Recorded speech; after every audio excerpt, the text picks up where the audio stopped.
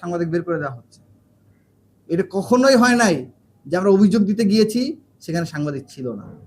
এটা কখনো হয় নাই 5 আগস্টের আগে বা পরে কোনো পাবলিক ইস্যুতে আমরা স্মারকলিপি দিতে গিয়েছি বা অভিযোগ জমা দিতে গিয়েছি, সাংবাদিকরা সেখানে উপস্থিত ছিলেন না, সাংবাদিকদের বের করে দেওয়া হয়েছে। এরকম ঘটনা কখনো হয়নি। এটা একটা নতুন কিছুর সূচনা কিনা সে প্রশ্ন আপনারাই রাখবেন এবং আপনারা এটা বিচার করে দেখবেন। দেশবাসীর কাছে বিচারের ভার ছেড়ে দিচ্ছে। তো শিক্ষার্থীদের প্রতি আমরা আহ্বান জানাবো যে আমরা শুধুমাত্র শিক্ষার্থীদের, একজন শিক্ষার্থী সে যেই দলেরই হোক, তাকে বাঁচানোর জন্য আমরা ছুটে গিয়েছিলাম। যেভাবে ছুটে গিয়েছিলাম ছাত্র দলের প্রাইভেট বিশ্ববিদ্যালয়ের শিক্ষার্থীকে যখন ছুরিকাঘাতে খুন করা হয়, যেভাবে মিছিল করে এটার প্রতিবাদ জানিয়েছিলাম, যেভাবে সাম্য হত্যাকাণ্ডের পর সবার আগে ছাত্র দল প্রতিবাদ জানায়, তার আগে আমরা প্রতিবাদ মিছিল করেছিলাম।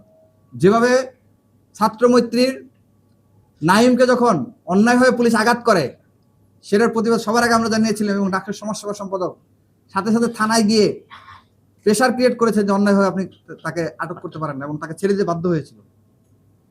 যেমনভাবে আমরা অন্যান্য সংগঠনের পাশে দাঁড়িয়েছিলাম, যেমনভাবে বিএনপির যুব দলের তৌহিদকে যখন ইউনূসের যৌথ বাহিনী পিটিয়ে হত্যা করে, সেটার প্রতিবাদে যদি কেউ প্রথম রাজপথে নেমে থাকে সেটা আমরা নেমেছিলাম।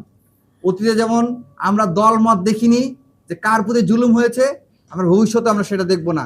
আমাদের জন্য যদি গতদিন আমাদেরকে মারতে গিয়েছে, তারা মেরে ফেলতে পারে নাই, কিন্তু যদি মেরেও ফেলে আমাদের আত্মা হু হু করে এই কথাগুলো বলে যাবে, এবং আমাদের পরবর্তী প্রজন্ম এই কথাগুলো বলে যাবে, এবং আমাদের এই লড়াই অব্যাহত থাকবে। আপনি যদি আমার লড়াইকে পছন্দ নাও করেন, আপনার জন্য আমার এই লড়াই।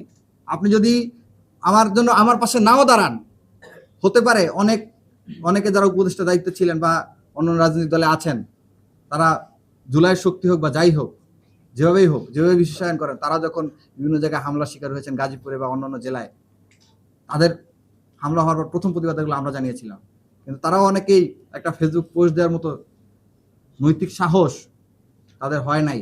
প্রতিবাদ জানানো তো দূরের কথা। নুরুল হক নূরের উপরে যখন সেনাবাহিনী বর্বরোচিত হামলা চালায়, আমাদের ডাকসু নির্বাচন প্রচারণা চলছিল, প্রচারণা বাদ দিয়ে আমরা রাজু ভাস্কর্যে মিছিল করেছিলাম, এটার প্রতিবাদ এবং বিচার চেয়েছিলাম।